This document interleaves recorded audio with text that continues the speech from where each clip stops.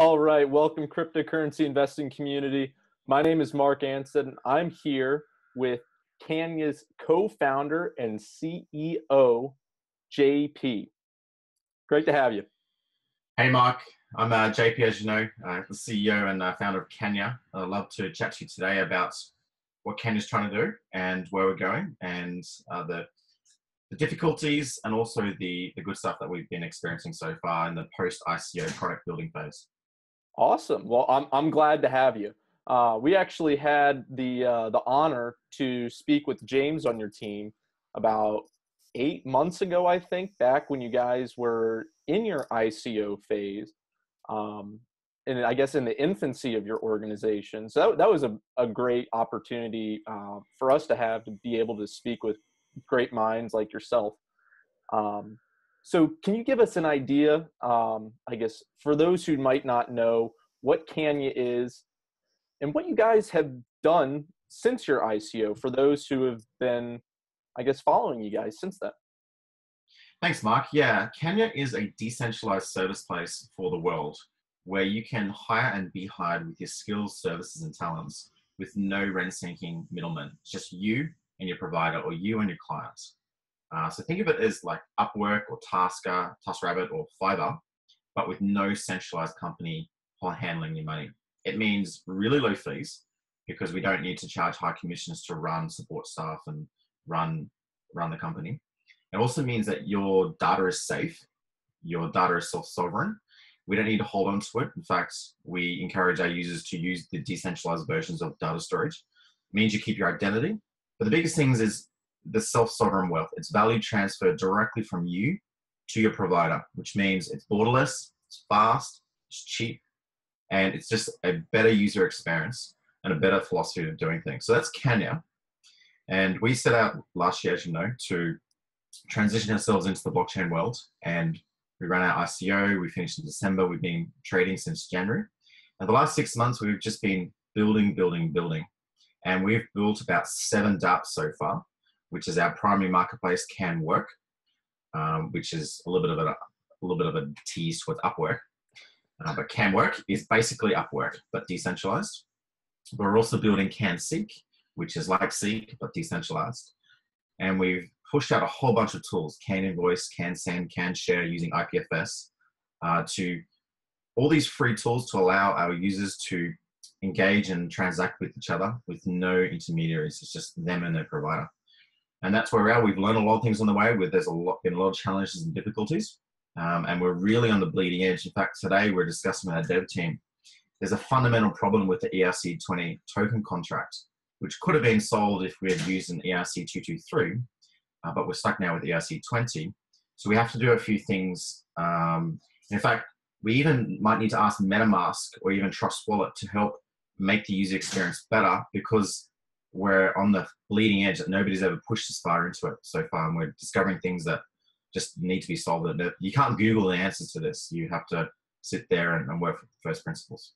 Yeah, I mean, it's kind of interesting with a lot of these different projects. We're starting to find out different issues and also different solutions that we're having for whatever it may be. In this case, it would be just with a smart contract. And now with that, would you be able to just, I guess, burn all of the ERC20 tokens, create a new smart contract as an ERC223, and then distribute that to the holders? Or would that be a completely different scenario? Yeah, so we have a couple options. The main thing is it's a user experience problem, that if you want to send tokens to a contract, you actually need 2 transactions, an approve and a transfer from. You can't just send tokens to a contract. The contract doesn't know it happened. So right now, the user experience is you have 2 MetaMask transactions pop up. You need to click on them both, or if you're in a dApp browser, you got 2. We're not really happy with this user experience. If we'd used 223, it could have been 1 transaction, which was a later standard that was implemented after our ICO. So we had no option at the time. If we wanted to swap our tokens, there's a whole bunch of different things, like taking a snapshot of the blockchain and doing an airdrop of all the tokens, or putting up a token contract, allowing people to send their old tokens, get a new one. but not really entertain that option at the moment. Instead, what we're going to do is work with the DApp browsers, work with MetaMask, and try and lobby them to improve the user experience of transactions, so that the users have better experience in paying into contracts. And this is stuff that's never been, I guess, really discovered before. So we're dealt with. yeah, exactly. So we're definitely on the bleeding edge, but we're just trying to, as part of our mission statement, we want to make cryptocurrency accessible to everyone, and we need to transition away from going, oh, I'm happy with command line in, or I'm happy with 2 MetaMask transaction. I don't really know what I'm doing because I can check Etherscan. We've got to think about the person who's just walked into cryptocurrency, doesn't even know what a blockchain is maybe, and is trying to pay the freelancer. And we're just suddenly asking them to do all these crazy transactions and they have no idea why. We need to think about, well, let's make it super simple, super easy. And we're very focused on the user experience side of things. And that drives us to try and solve these problems. Yeah, that's awesome. Because I know when I personally first got started into blockchain and crypto as a whole, it was kind of mind-boggling and a little overwhelming, to say the least. It wasn't until I really had to do a lot of research on my own and actually read about how all of these different platforms work, because the UI for a lot of these projects kind of sucks, just because everyone is so tech savvy and they're not as focused on the front end side of things, which I think will start to develop over time as the whole crypto world starts to grow. But I guess we'll see what happens there. So what's your opinion on that? Like, how long do you think that's going to take? Or yeah, it's a very good question. We see right at the moment we have scaling problems with the primary blockchains. We have adoption problems. We have user experience problems. And in my gut feeling, 2 years away from all of this being solved, usable, tools, infrastructure out there. In the meantime, what are we going to do? Because we need to solve it now, and that's Ethereum's slow, expensive. I think it costs about 50 cents to call contracts at the moment, which we find unacceptable. We want that to be less than a cent. So what we can do is try and optimize our contracts, or we can keep our finger on the pulse with better solutions, or layer 2 solutions like Plasma, Stellar, Counterfactual, which are state and payment channels that sit on top of Ethereum, and work with those developers to integrate it into our platform so we can do less than 1 cent transactions. With the user experience side, so are we happy with calling 2 transactions when paying a single transaction? No, we're not. So perhaps we can work with the developers, the DApp browsers, and MetaMask to change the way that they do multiple transactions. So the user only needs to call one and both are called asynchronously. But again, that's going to take months, even at a most conservative. And then we have other cool blockchains coming into like Zilliqa. So, non-Turing complete, highly scalable. But again, the development language, Scylla, is very new. It's not going to be pushed out to October. So we have to wait around for them. EOS, I know there's a big divide around Ethereum, EOS, and the kind of the class problems of EOS. But hey, EOS is a highly performant blockchain. If you are willing to accept the pseudo-centralized nature of EOS and you're willing to go for usability and performance, then it's fine. Just use your EOS. No one's going to throw tomatoes at you and throw eggs at you if you adopt EOS because you're after performance and user experience. Your users don't care. You know what I mean? Like, users just definitely. And I think it's the same thing with how Hashgraph is starting to roll out. The performance of what they're creating is going to be outstanding, but the way that it's being built is fairly centralized. So it's kind of a double-edged sword there.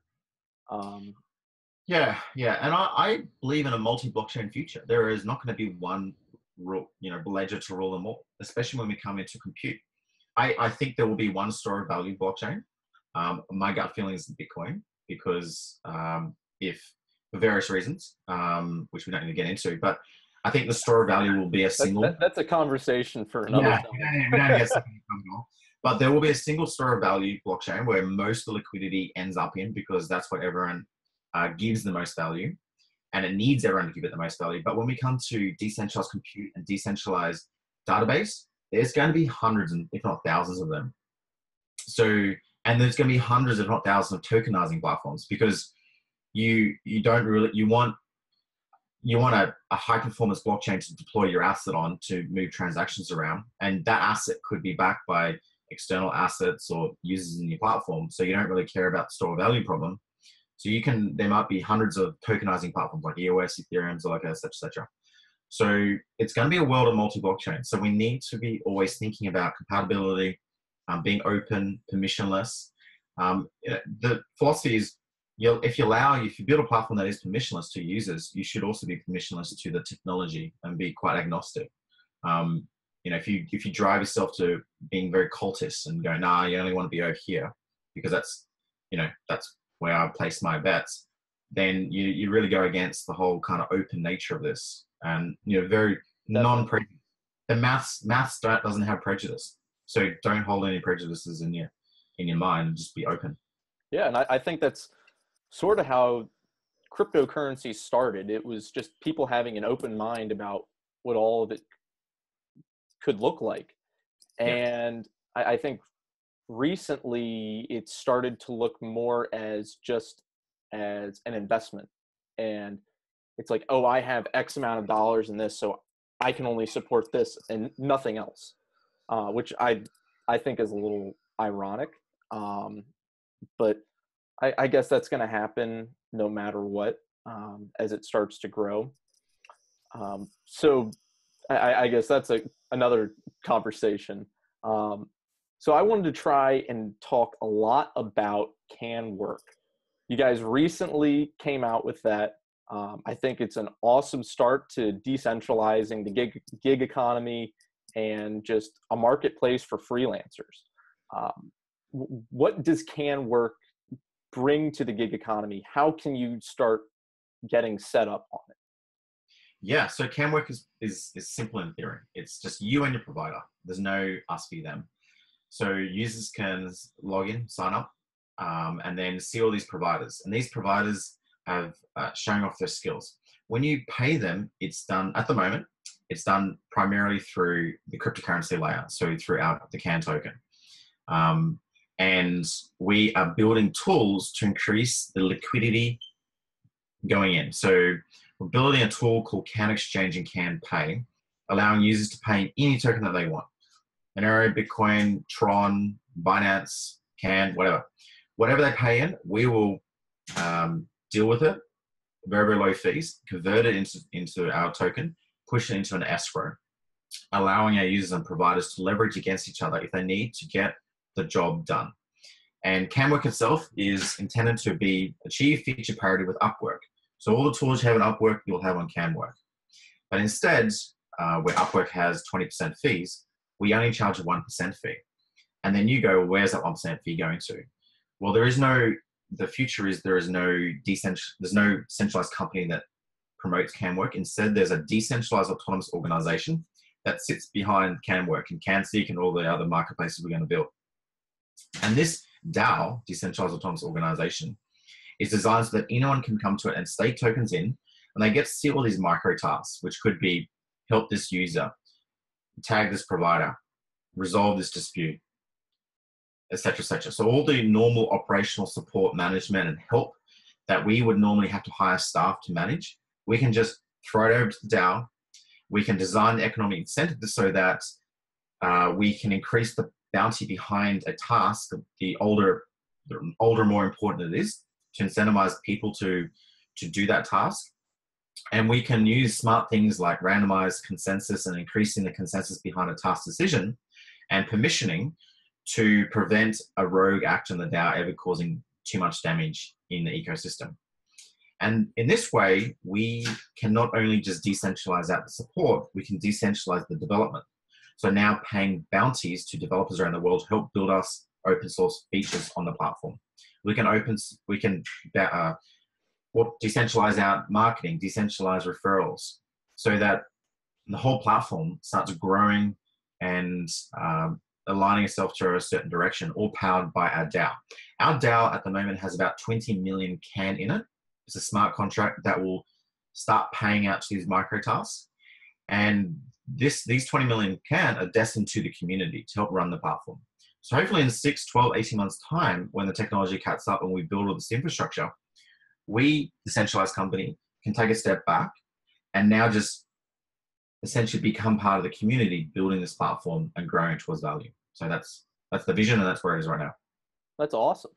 And I think it's a very important factor that you guys are looking, I guess, more towards a decentralized marketplace and a decentralized organization, because a lot of these utility tokens are viewed as securities. I guess me being from the United States, if the SEC were to look at CanYa right now, they would say, oh, it's probably a security. Now, once you put that DAO on top of it, or I guess on the underlying layer on how the platform works, it makes it more like an Ethereum or a Bitcoin, in the sense that it's not a security. Because that was, if you guys don't know, that was one of the big news recently, where they announced it was not a security.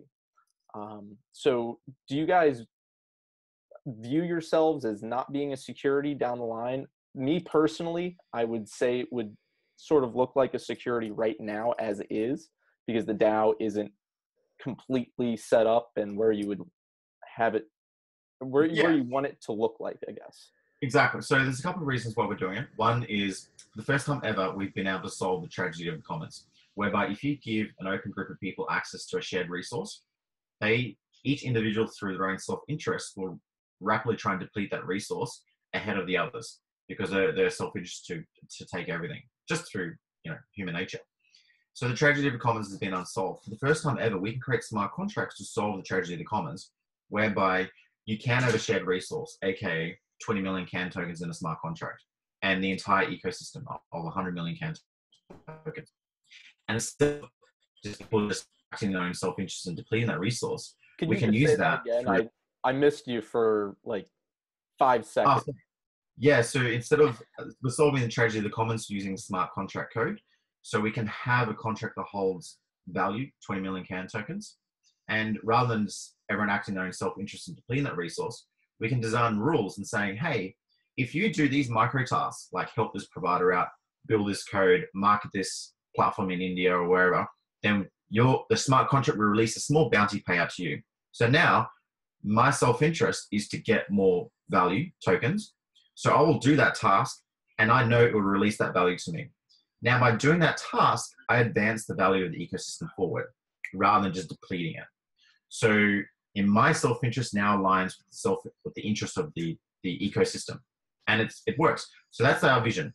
Same thing as we asked our team, we want to create a self-running ecosystem that the whole community can get together and support and help build, because that's going to result in the fastest growth. And it means that we're not forever, for the next 10, 20 years, working 24/7, 7 days a week to keep at this by ourselves and keep building it. And lastly, is the security problem. If people rely on us to solely develop this platform, then they're relying on our efforts to make everyone else value. That's a big no. So instead, we want to build an ecosystem where everyone can work to help grow the value together. And that way, this platform can be fair, it can be sustainable, it can be self-running. And that's the vision, is to be completely self-running. That's awesome. It's very, I guess, rewarding to hear that, because for me personally, I had the honor to be able to work with Dion for a couple PR releases that you guys had a couple months ago on a different blogs that you guys do. So that was a really great thing to see, how you guys are looking in the future. So I wanted to kind of jump back to CanWork. I was reading an article probably 2 or 3 months ago, and this was before I actually learned about what CanYa was. And it's kind of shocking how many countries there are around the world that don't have access to PayPal or different payment solutions. Do you know the list of those countries? I personally don't know what they are. I know it was like a list of like maybe 20 different countries that just PayPal doesn't let you have access to, which I think is kind of shocking. Yeah, exactly. It's global remittance is a fundamental problem. As we're getting more global and more digitalized and we can work remotely, then we need to transfer value quickly around the world.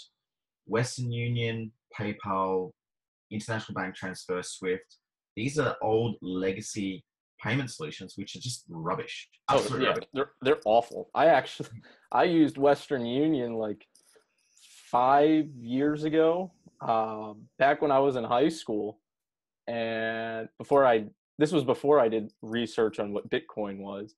Then I found out what Bitcoin was, and I started using that. But Western Union, horrible, absolutely horrible. Exactly. Exactly. So cryptocurrency, the first time ever, is now borderless value transfer. And if you look at what money is, it's a medium of exchange, it's a store of value, and it's a unit of account, which means that if we agree on $100 job, I need to be able to get $100 to you. So we need to agree on the unit of accounts. Now you might use USD and I might use Australian dollars. Well, we know that AUD and USD have a liquidity with each other so that the unit of accounts is not the same, but we can translate it into the other, convert it. The medium exchange, I need to be able to get that value to you in a like PayPal, then it's through PayPal servers and through the merchant accounts. But on the Ethereum blockchain or using Bitcoin, the unit account is simple. It's just like Ethereum has 18 decimal places. If 100 units of Ethereum, whatever you want to call it, is 100 units of Ethereum, so I can, or CAN token, I can send that quite quickly to you. And it's like, I can exchange that medium of exchange with you so that we both know that you receive it anywhere in the world. So the first time ever, we don't need these centralized intermediaries to get that value to you. And that's honestly the biggest selling point here, is that you can hire a freelancer anywhere in the world and pay them quickly, fast, low fees, with cryptocurrency. And that's the biggest thing. And that is the killer app for blockchain and crypto right now, is payments. And right now, the other stuff like dApps and decentralized compute, decentralized storage, like honestly, we're 2-3 years away from that, and we have to deal with that.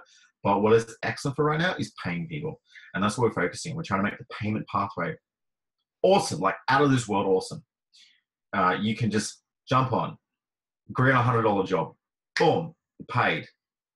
Like literally 1 minute, 2 minutes later, it's in their account. They can sell it, deal with it, pay for other services with it.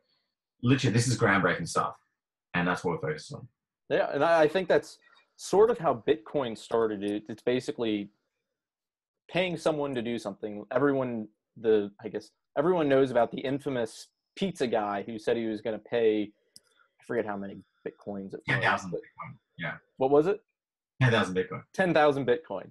He's like, yeah, I'll pay you 10,000 Bitcoin if you go and buy a pizza and bring it to me. And I guess someone did it, and there you have it. And now there's projects like CanYa that are making this a lot easier to do, because before you basically had to shoot a message out. I think this was on Reddit or Twitter, saying, hey, can someone do this for me and I'll pay you. Now you can actually go to a platform where it's designed to have people fulfill your job or to pay people for your services and get them completed a lot quicker and exactly more. And honestly, Mark, not all of us in the world have the liberty of having disposable income to invest in cryptocurrencies. So honestly, the first crypto we'll get will be through work. And the CEO of Coinbase, Brian Armstrong, highlighted this a couple months ago. Most of the world's first touch of cryptocurrency will be that they work for it, and they didn't just go out and buy it. I'm one of them. Yeah, exactly. So because that is where it is. So that's what we're focusing on. There's the massive adoption of cryptocurrencies for these benefits, is we're targeting the freelance economy. And indeed, CanYa is the gig economy powered by the gig economy. But we hope to tap into hundreds of millions of people around the world who are earning $2 trillion every year through the gig economy. And if we can say, hey, use this platform, it's actually way better than you've ever used before for global remittance and all these reasons and low fees, then that's where we can really solve problems and make the world a better place and fairer and more transparent. In fact, if we solve this problem, it's going to unlock liquidity and value transfer even faster, because there's a lot of smart people in the world that aren't in your neighborhood. They are around the world, you know, in South America, Europe, India, China, South Africa. These people find it really hard to get paid. They find it really hard to get Upwork profiles and set up PayPal accounts. But now, you know, the last 2 years, they've been studying online YouTube videos of how to build apps and design logos, and they're actually really good at it. But you've just never been able to pay them before. So now they can jump on and set up profiles, and they'll be based in India, South Africa, Nigeria, Croatia, and you don't care what your logo, who you're paying to make your logo. You just want an awesome logo. And Yeah, if someone, I mean, who wouldn't? then pay that person, and he's going to be cheaper than the person down the road who's going to charge $100 when this guy in Nigeria can charge you $10 and just give you just a good logo, maybe even a different perspective, like different because he's part of a different part of the world. First time ever, we can transfer the value to him, and he can get access to this global marketplace. And that makes me proud, and that makes me really motivated to do this, because now we're going to see liquidity be distributed more fairly around the world and unlock the value that's tied up in, you know, big Western cities and big, you know, centralized parts, and spread it more around the world and make the world a fairer, better place. That's beautiful. I love it. That should be like a little catchphrase for CanYa. It's kind of, I think you would find this story a little funny. So I had to pay my dad. I was using Venmo, mostly because I had money on Venmo, and I didn't actually have enough. Do you know what Venmo is, by the way? Yeah. Okay.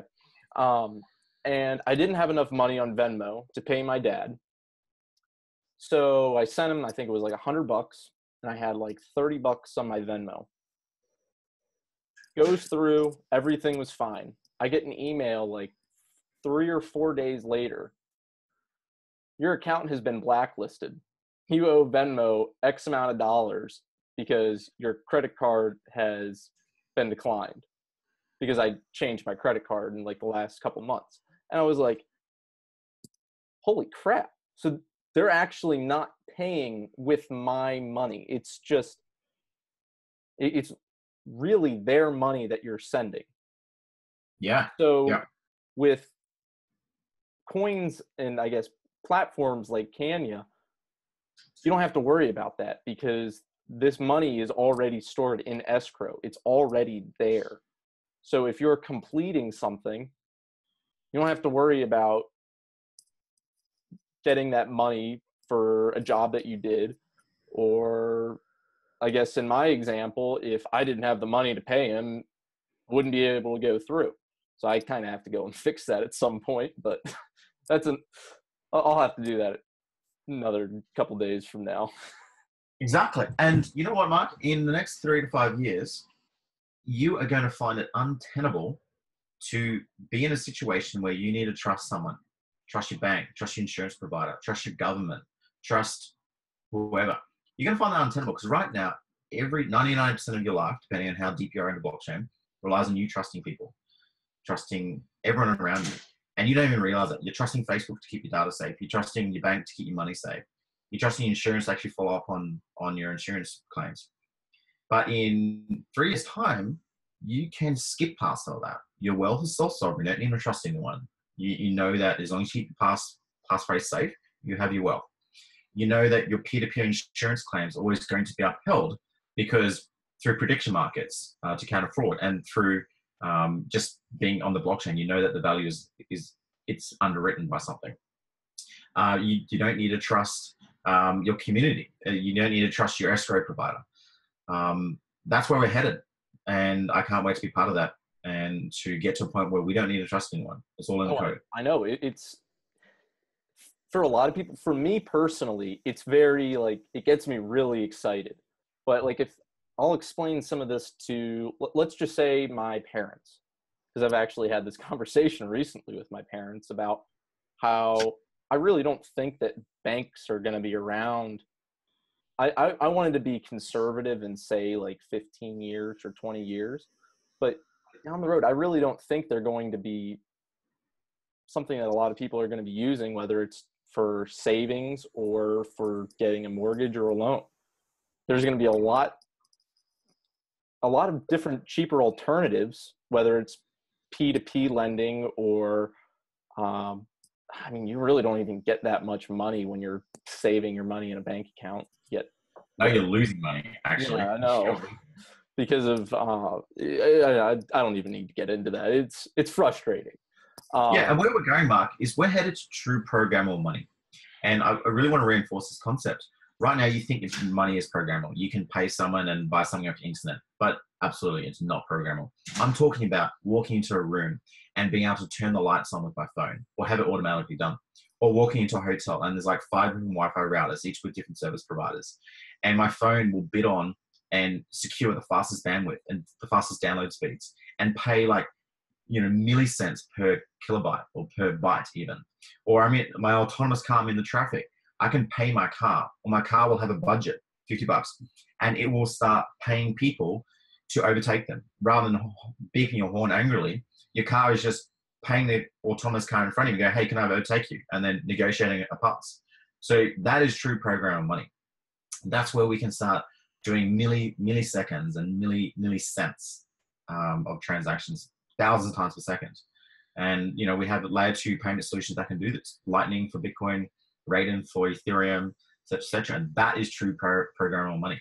And then we're going to get to the point where the humans are doing less value. Imagine if you came home and your fridge realized that you ran out of milk. So then your fridge bought you more milk from a peer-to-peer marketplace, and then someone through a peer-to-peer courier put milk back into your fridge, all done. And now your fridge is making decisions, your grocery decision on behalf of you. That's true programmable money. And then we can get down a rabbit hole and go, well, hang on a minute. Machines is going to start having the concept of value, which means they're going to become greedy. And we're going to have greedy machines. And then we're back to square one again, where everyone in the world implodes because machines start, robbing each other. But anyway, don't worry about that. But for right now, let's solve the basic problems, aka let's try and get money to a graphic designer in Nigeria without costing him $20 worth of Western Union fees. That's what we're trying to solve right now. And we can worry about the programmable money, the implosion of the world singularity in 20 years' time. I mean, it's fun to talk about, though, right? Oh, I'm fascinated. I love talking about it. Oh, it's awesome. I mean, for me personally, like I can talk about that stuff for hours. It's just to be perfectly honest, I don't think any of us know really what's going to happen, but we have an idea of what could happen. And we all have our different opinions, and I think it's just fascinating to be able to share our different thoughts and opinions about what's going to happen in the future, because none of us know what's going to happen fundamentally. Exactly. And this goes the same with blockchain. Is a lot of people call themselves blockchain experts or whatever, which is a load of hogwash. There are no experts. We're all just observing. The blockchain is deterministic, but nobody knows what will happen the next second, the next day, and the next week, because there are no leaders. And that's a characteristic of the blockchain. So we can have no blockchain experts who know what will happen, because no one should know. And if someone knows, then it's no longer a blockchain and no longer decentralized. So we're merely just observers of this machine that we created, this unstoppable machine. And for Bitcoin, it's been running for 10 years, almost 10 years. So that's where we're at. And we're here to observe, to contribute, to collaborate, to help push it forward, and to continue to create code that can create rules but no rulers, and extract order from chaos. That's where we're headed. A trustless system. Yeah, and the best thing about blockchain is zero prejudice. Blockchain don't care who you are. Come at me with your private key. That's all I care about, says blockchain. That's it. Amen. So I wanted to get a little bit back into CanYa. Okay, cool. We were having a lot of fun there, but I wanted to try and focus and, I guess, educate everybody about what you guys are doing. Because I just love the passion, and it's exciting. Puts a smile on my face. Awesome. You gave us a little bit of a tease earlier on about CanSeek, and that's actually supposed to roll out actually this month. from Yeah. what I guess done my research on and what you guys have said. How is it different than a lot of the different hiring tools and different projects out there? I think having a place where you can find jobs and have a DAO with a job searching, I guess, application process and all of that is unbelievably necessary. Because with me personally, I was having this conversation about a month ago about how it is absolutely necessary to have some form of aggregator, like whether it's in a DAO or just in a platform in general, for finding a job. And let's say you do horribly in a job, people need to know, and that needs to be verifiable. Yeah, so CanSeek is about the democratization of recruiting. So for us, and we've had this from our experience this year, is it's very hard to get the right people in to hire them, and it's very expensive. Like you have no idea how expensive. You don't have an existing huge network into the developer community. You have to pay recruitment agencies to hire for you, or just randomly happen to bump into someone on LinkedIn or Twitter who's willing to work with you. And you need to always keep your hiring funnel open.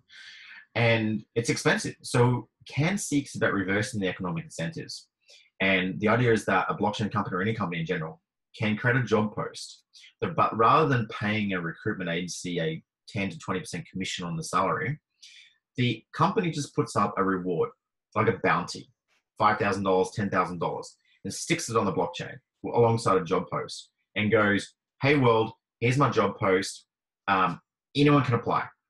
But there's a fee to apply, $5, $10, $50, whatever the company sets. And this kind of is a quality screening filter. So you're not going to get spam. And only people who think they can win the bounty will apply.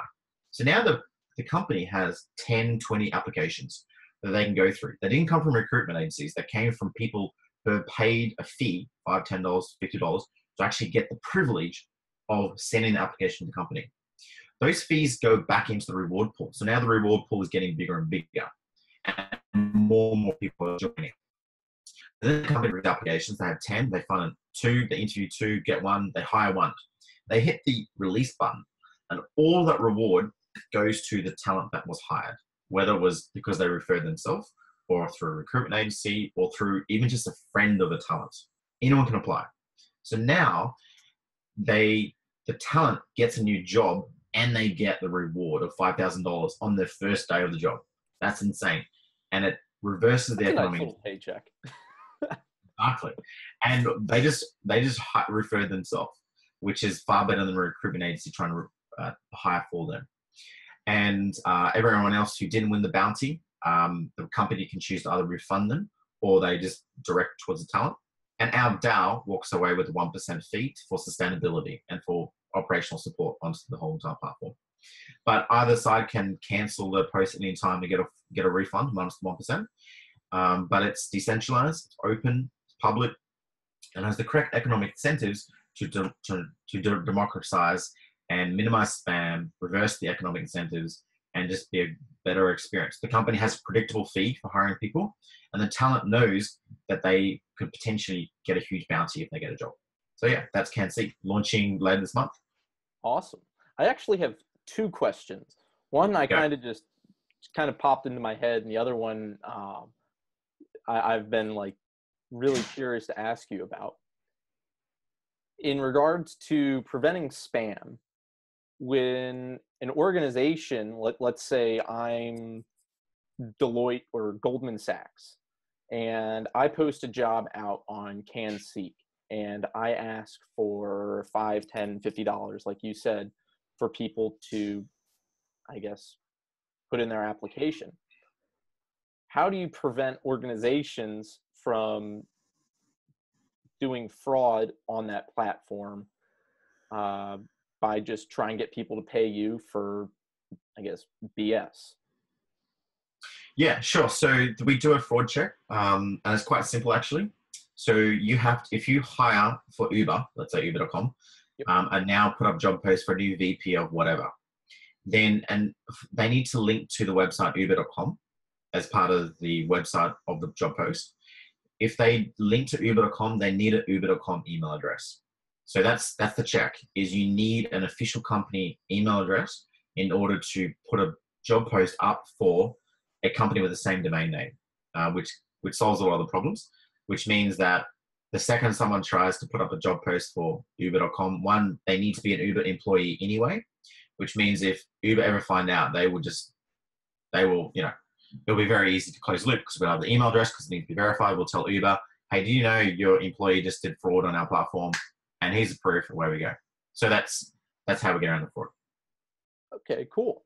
So my other question, it actually isn't, I guess, for finding jobs or for recruitment. When you mentioned recruitment, for me, I'm still in college. I'm going to be starting my MBA. Would you be able to do that for colleges or like different universities around the world, by saying, because there's recruiters for all these different kinds of universities, would you be able to take out, I guess, that type of middleman for the recruiting process? Our target go-to-market are blockchain companies because it's all cryptocurrency payments, because we hold the escrow on the blockchain. So we're limited initially it's kind of the user experience requires that they understand blockchain. So our target demographic is blockchain companies. Once we solve the user experience and increase the liquidity into the token, then we can target more traditional companies.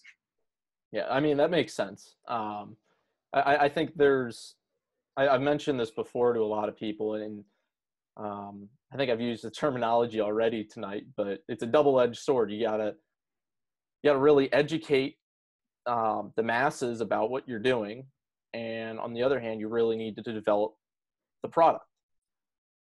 And you really need to do both. You can't just focus on one and not the other, or else you're not going to be able to succeed. So it can be a little bit difficult. So yeah. And I guess I kind of wanted to talk a little bit about the CanApps that you guys have on your platform. For me personally, I've actually been using CanSend and CanInvoice. I think for what I'm doing, it's awesome. It's really that's awesome. Yeah. It's really easy to use. Like, I love it. And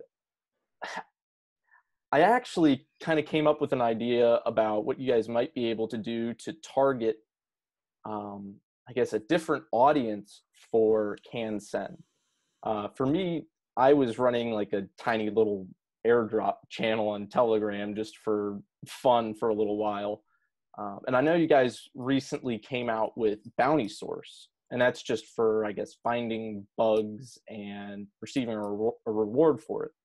Have you guys ever thought about contacting different ICOs or just airdrop and bounty platforms to incorporate CanSend in that? That's a good idea. Obviously, the CanSend code is open source, so anyone can just grab it and go and use it for their own purposes. But yeah, we're all about creating these free tools, and our focus is on right now the CanWork, CanSeek, and our DAO. But yeah, there is no end to business dev opportunities around our other tools and where we can do. But we just have limited time and limited resources right now. Ultimately, we want to create an ecosystem where our own community is incentivized to do that as well. So to go out and do biz dev themselves on our tools, because it's not our tools, it's the community's tools that we're building. And nobody should expect that our team does all the work. We'll put up bounties and allow anyone to do anything, and they will all get paid at the same time. Gotcha. And in order to use all of these, I just have like a bunch of CAN tokens in my wallet, so I don't really know the exact amount. But let's say your average Joe Schmo wants to try and go use some of these D apps that you have on your platform, or let's say CanWork or CanSend going forward. Do they need to have CAN tokens, or how many do they need to have? No, so we intend that it's completely seamless and not even obscure, but it's just they don't need a care, that they can pay in anything they want. Bitcoin, Litecoin, Monero, Ether tokens, and our software and our infrastructure just takes care of the rest. So they won't need to care, they won't need to worry about it. But yeah, we're certainly removing all those limitations so that you can just go on living your life, and you can use your Tron tokens, and our infrastructure converts it in how it needs to be. Awesome. Because Justin Sun would be proud if you use Tron tokens. he'd get a little excited. He might even tweet you. I don't know. We're all adoption. Someone use my Tron tokens for something other than speculation. Oh God, we're having a little too fun. Yeah. Because I was actually reading, and I think this was a few months ago, that you actually were going to be required to have 100 CAN tokens to be able to use CanWork. Is that true or no? That was only for our alpha release. So our alpha release was Okay. we wanted to send the floodgates, and was quite effective doing that. So we got a very limited audience who understood crypto. But we've removed it now because we think we've solved most of the usability experience problems. Now we just open up to the world. Come at me, bro, and fill your boots, and we can keep on tweaking. So it's only an intro measure. Yeah. Oh, okay, cool. Because that was one of the things that I was actually a little concerned about, I guess, with the platform and the marketplace. Because as you mentioned earlier, for people, I guess, like me, getting into cryptocurrency who doesn't have like a lot of fiat, mostly because I don't really have a full-time job being, for example, a student, you don't have a lot of money to buy into cryptocurrency, because typically you'll be doing it by earning it and working for it. So for a lot of these guys, if they had to go out and buy 100 CAN tokens, it's kind of like counterproductive. So I'm glad that wasn't the fact, because I was gonna be like, that's a little fishy. Yeah. So yeah, it was only just to put in a screening filter so that only people who got access to the alpha version of the program back in March already weren't going to be sending us questions, what's cryptocurrency, and they already were in the game. And so that the feedback was a lot more focused and specific to what we needed to get done. And now we've released it back out, removed our restrictions, and we're good to go. And now we're ready and willing to accept more feedback on like how to log into our Facebook and blah blah blah. So more general feedback. Cool. And when do you think it's? You've mentioned it a bunch of times. Let's say you wanted to get Justin Sun a little excited for using a Tron token or whatever for payment on the marketplace. When can we expect that to go live? Very soon. So we are building infrastructure right now. As soon as we have the infrastructure, we want to do stage releases and actually announce the token support each time we support a new token. And then, yeah, the day that we support Tron, we'll try and get Justin Sun to tweet about it. That'd be awesome. I'd love it. You can now use Tron to pay for services in CanYa. What's actually happening, if we talk about what's happening, is the user pays in Tron. We then go via Bancor or a decentralized exchange, convert that Tron into Ether. We then convert that Ether back into CAN, and then we send it into the escrow and hold it in the escrow's CAN. When the job's done, 1 hour, one day, 1 week later, the CAN tokens get released to the provider. But along the journey from Tron to Ether to CAN, we minimize the fees using decentralized exchanges, and it's quite asynchronous. So our infrastructure just takes care of it all at the same time. You don't need to worry about bouncing around your tokens around the internet. We just take care of it. It's quite fast using optimizations that we've built, so that you can just set and forget, pay and forget. And what it looks like as a user, you just pay in Tron, pay in BNB, Binance, pay in whatever, and it just takes care of it. And the provider will still always get paid in CAN. That's how we can minimize the fees. And then eventually later down the track, we can open up. We really want to enable the ability where the provider can get paid in DigX or DAI. So they get paid in CAN, gold, or like a stable coin. And we really want to implement gold because the idea of doing a logo design and getting paid in gold is just like mind-blowingly awesome to me. And it will be I think it's really, yeah, across Asia and India, it will it will be massive because of the existing affinity towards gold payments. And honestly, like the gold standard, let's bring back the gold standard. Why do we price everything in USD? Let's go back to pricing it in gold. USD is just this made up notion, which is, you know, the back in the 1940s when they had the conference in Bretton Hills, where they decided USD was going to be the settlement currency. At that time, one USD was pegged to $1 in gold, and then it got debased, and now the USD is just this made up notions, made up idea of value that's only defended by men with guns. But the whole concept of defending value with men with guns is so archaic and so caveman centric that we should move away with that and just go back to the gold standard. Honestly, I want the world to adopt the gold standard. So, and then once we get that, we can adopt the Bitcoin standard. So pricing in Bitcoin and Satoshis rather than USD. USD is just, let's just get rid of it. It's poison. Yeah, I mean, it's kind of ironic when everyone talks about, oh, what's the price when it compares to like Tether, and that's what everyone knows about when they're talking about I guess a stable or non-fluctuating cryptocurrency is U.S. dollars Tether, and there's so many issues with it.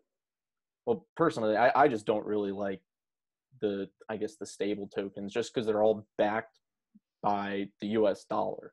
And being a US citizen saying that's kind of ironic, but I really don't trust it, mostly because it's just constantly going down in value, as we mentioned already today.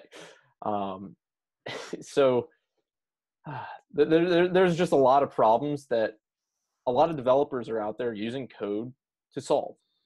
And whether it's going to end up becoming a gold-backed standard around the world and then the Bitcoin, I don't know. Your guess is just as good as mine. I hope it is. I honestly hope it is, because if you think about but it should be a transition. I think we'll ditch USD and we'll adopt gold first, and then and it may even happen in the next global recession when the US economy collapses, that we will ditch USD and now go for gold, because that makes sense. That's what we used for thousands of years. And then it's not going to be real gold. Oh, well, it is. It's going to be tokenized gold, a cryptocurrency backed to gold, like DGX. Also some of the other DGX is obviously the best, but there's going to be more of them. And then when we get to that hurdle, and we're now sending around gold tokens to each other, knowing that it's backed 1-to-1 to gold, no fractional reserves, then it will be easier for us to then transition to another global settlement currency, which is going to be Bitcoin. Well, I think it is. Yeah. I mean, like I said, your guess is just as good as mine. Because personally, I think a gold-backed standard, I just don't see the value personally in gold. Mostly, a lot of people see value in it just because they can see it physically. I think there has to be, I guess, some form of stepping stone to having a backed cryptocurrency for just a global value. Yeah, whether and it's gold or silver or something else, I don't know. Yeah, and you think about gold, like the second you crack drilling below 3 kilometers or you crack asteroid mining, gold is going to go to zero, because there'll be so much gold that you can dig up from below 3 kilometers of the Earth's surface or from asteroids, that the current world's currency gold reserves will be a drop in the sand compared to what's out there. So gold will get massively devalued when we advance our technology. But the difference with Bitcoin is it is capped for the next hundreds of thousands of years, whatever, at 21 million. In fact, you can go to another planet like Mars and find gold there. Maybe, I don't know, depending on how many asteroids have hit it. So we can increase our gold reserves, like the circulating supply of gold will increase. But you can go to Mars and the satellite, like there's only 21 million Bitcoins. So you could be running a Bitcoin full node on Mars, probably relayed by a bunch of satellites by a moon or whatever, and it's still the same Bitcoin. In fact, when Elon Musk gets crazy with his big rocket, then we're going to have Bitcoin all over the Milky Way. It's crazy, but all over our galaxy. And you know what? It's the same Bitcoin, no matter where you go in the galaxy. And that could be the next 100 years. So it's not just, it's universal. And we're not talking like in the world, we're talking the universe. There is only one Bitcoin, whatever it is. And you can't say that for anything else out there. Yeah. I And in mean, fact, Ethereum, like Ethereum's monetary policy is there can be infinite Ethereum. So, because Ethereum's not built to be a currency, it's built to be a world computer where the miners are paid to run the compute states. Ethereum has an unfinished economic policy. It's not capped at 100 million. It's not capped at 120 million. It is. I know Vitalik proposed recently to bring in a hard cap, and I honestly support this because, and you can change the economic incentives for this and to try and cap it. But right now, Ethereum has infinite supply of Ethereum, whereas Bitcoin is capped.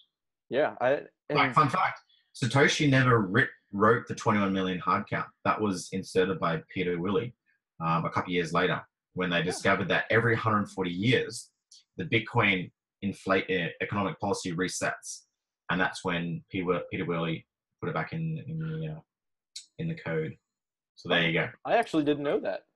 Yeah, it wasn't in the original white paper. So so there's a bit of a counter argument saying, oh, it's not in the original white paper.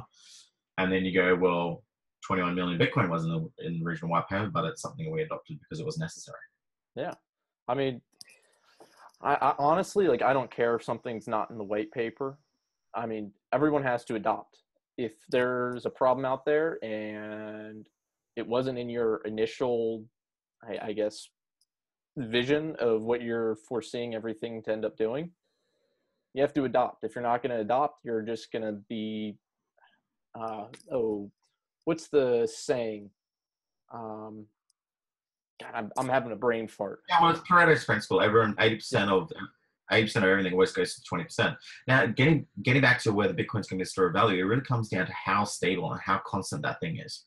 As in, I'm not just talking the value, I'm talking about the code, what it does. If you're a cowboy and you're constantly changing the code and changing block size and changing this and changing that, then people are going to get nervous that in 5 years' time, you're going to make a big change, or the community's going to make a change to that coin and change it. Whereas, like, Bitcoin's been running for 10 years. Just leave it. It's perfectly fine. Don't change it. It secures and stores value awesomely. Now that we've got SegWit, we can optimize block size and whatnot. Well, let's focus on making it usable, which is layer 2. It's unicast transactions. It's me paying you directly. It's not broadcasting that transaction to the world. So I'm a layer 2 kind of guy. And I think we should just leave Bitcoin as it is. It works. Don't need to change it. Now let's start building on top of it and making it usable. And let's not be cowboys with a $150 billion asset. Let's leave it as it is. Perfectly fine. It can go to 1 trillion, 1 quadrillion quite fine.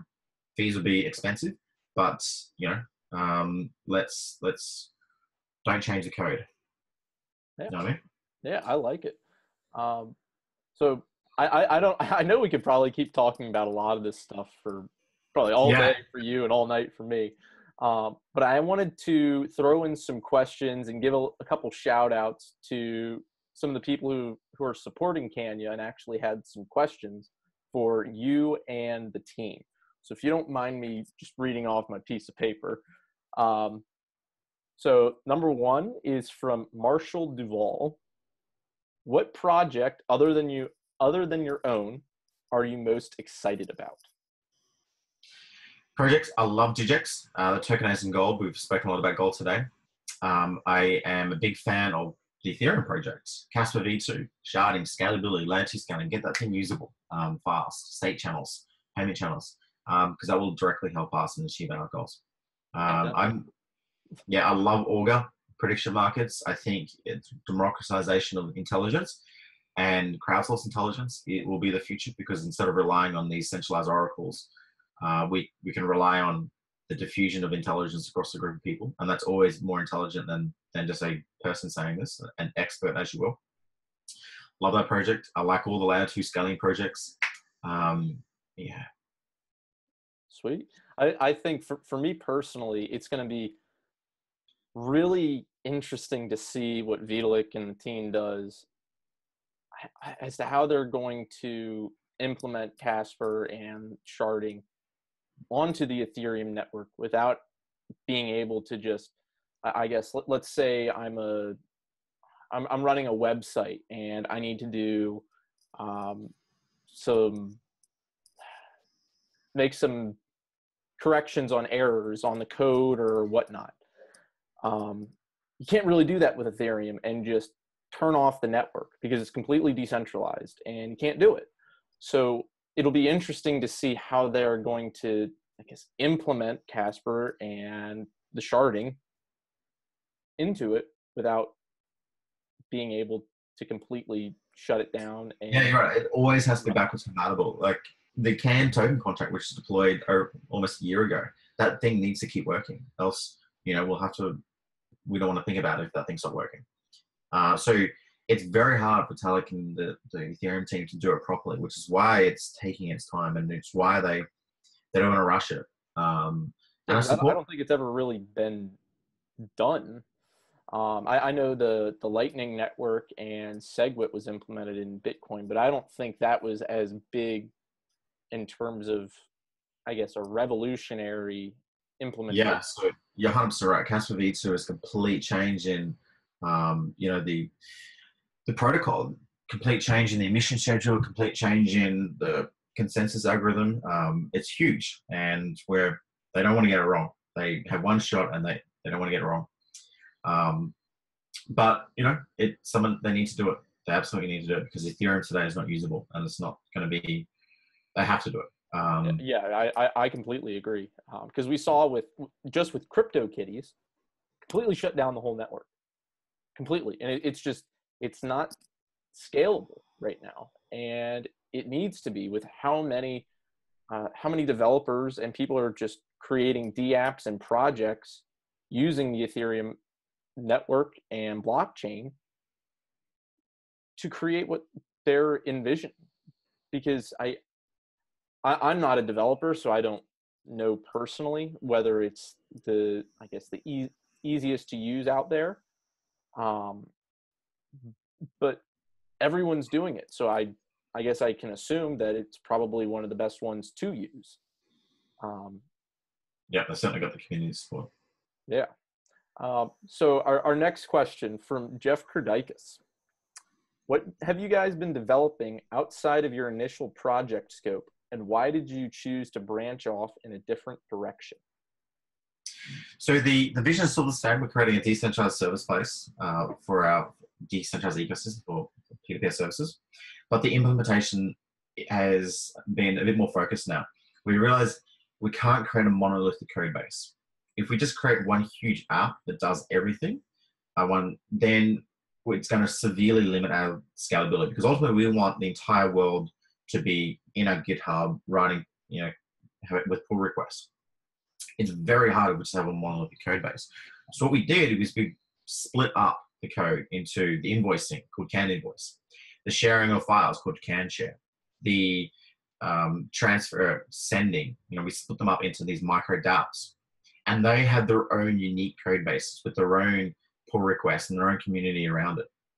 So that instead of having one code base with, say, 10 developers working on it, we can have 10 code bases with 100 developers working on it at the same time. So now we're scalable. So that's the reason why we broke it up into these micro apps, and we pushed them out. And that's probably the biggest kind of shift in our kind of opinion, away from a monolithic code base towards multi-dApps. But no, the business is still the same. We're still decentralized. We're still going to be powered by a DAO.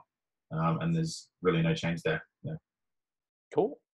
All right. So the final question is from Aaron. Yeah, I'm sorry, Aaron, if I butcher your last name, but Keithley. Oh boy. He wants to know a little bit more about the financial strain of building a large ecosystem, how the team intends on funding the people acquisition, for example, getting more community members to achieve what you guys want to do on the DAO. Excellent question. So for us, it is essentially we need to open source this project, make it self-running as fast as possible. The faster we do that, then the more people can jump in and help us. The more people jump in and help us and get rewarded for their efforts, because we have the funding. The DAO has 20 million CAN in it. Right now, we've used the tokens for a couple of airdrops to our community. That's it. But the 20 million CAN is sitting there waiting to be unlocked into bounties that developers, marketers, content creators can start earning. But we need to do it in a way where we don't need to hire staff to manage the DAO. That's not the reason why we created a DAO. We need the DAO to manage itself, which is a code problem. So we're building it. We're building the primary apps of CanWork, CanSeek. We're building all the infrastructure around it. Once that's working and people are using it and we're getting the transactional volume through, then we can really focus on the DAO side. The DAO will allow anyone in the world to jump in and help us and start unlocking that can and paying our users to write the code for us and be alongside. The faster we do that, the quicker we can decentralize the development effort and scale. Because no, we do not want to be hiring people. We see our team as quite this is the team. We're quite well equipped, and we will now focus our attention on getting more people to join the DAO to earn on the bounties. And eventually we will downsize our team. We'll shift them down so that we are not anything to this. We're just part of the community. We're alongside the rest of the community building this ecosystem, so that we see ourselves as the bootstrap entity that is holding the value to build the ecosystem, but we don't want to be here forever. We want to dissolve into the community, and we all work together. So yeah, that's what we need to do. So we're working hard for it. Cool. So you mentioned, I guess going forward, that community members are going to be able to help develop CanYa and I guess do pull requests and stuff like that. I guess for me personally, I just know HTML and CSS, so I don't think I could get into any of the stuff that you guys are doing.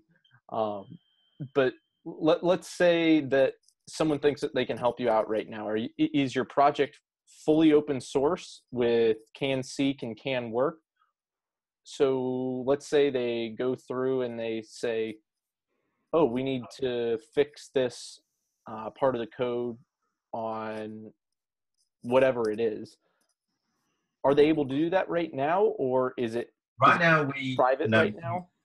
Yeah, we're out. This will be our focus for the next couple of months. Now that we've pushed out these products, which are quite good, we want to establish contributing guidelines, standards. But we've set the direction. We've set the direction of the code. We've set the direction of the design standard. We've set the direction of what it needs to be done.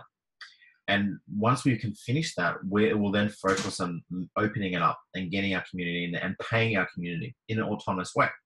So we spent our whole time just sitting there on the DAO, creating all these micro tasks. And in fact, we want the DAO to create us, not just us. It wants to be self-running. So yeah, not right now, but very soon. I have to keep my eyes open. That's why we've built, and check out canstyle.io. Like, I think we're the first project ever to do it.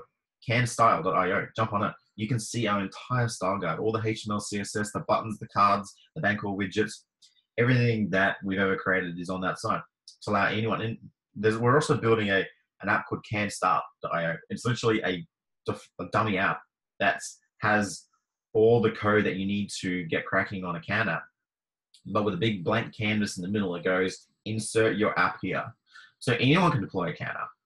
So they write a whole bunch of code. They clone CanStart, then they write a bunch of code to, maybe it's a better Can invoice, or maybe it's another documentation app that allows people to write statements of work using the Can invoice code base.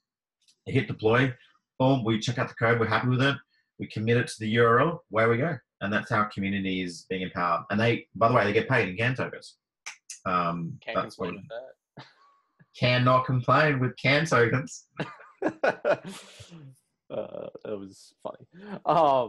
So before we get wrapped up, do you have any final thoughts or anything that we didn't get to go over? Maybe some announcements you guys have coming out soon that maybe you want to share with the community? Just something we just didn't touch on. Yeah, announcements. CanWork is out. We're now iterating and making it even more usable. CanSeek is starting in the next few weeks.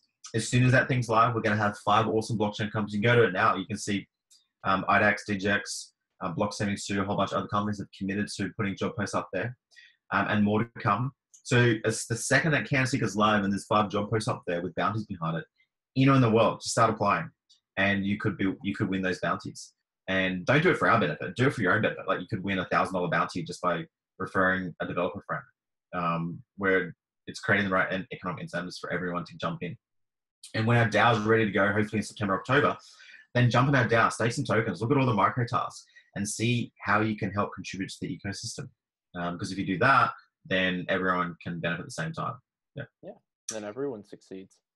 Exactly. And that's the beauty of a tokenized economy. It's everyone has the same economic incentives to work hard and advance it. And we see ourselves, our team right now, as just the guardians, the initial bootstrap entity. But we're all about pushing that value into the DAO, building the DAO so that it runs itself. And that's the true vision. That's awesome. Because it's just very frustrating for me seeing a lot of these different organizations and just projects. I personally think that every single project needs to become a DAO if they aren't already. 100%. I tell you. If they're not, then I really don't think they're headed in the right direction. Mostly because I really think that's why tokens and just cryptocurrencies in general were created, was for whatever it is that you're trying to build to become decentralized. Yep. And without a DAO, you don't really have that. It's still centralized, and it's just like a centralized token. Exactly. For lack of better words. Well, JP, it has been an absolute pleasure having you out here. I personally want to thank you.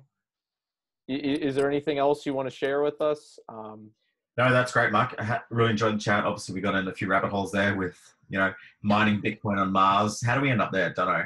But with blockchain is such a dynamic, fascinating industry where, like I said, there's no experts. There's no one that knows what's going on. You have to observe and you have to watch it yourself, and you have to be part of it, collaborate, work together, share your learnings, be open, remove your prejudices.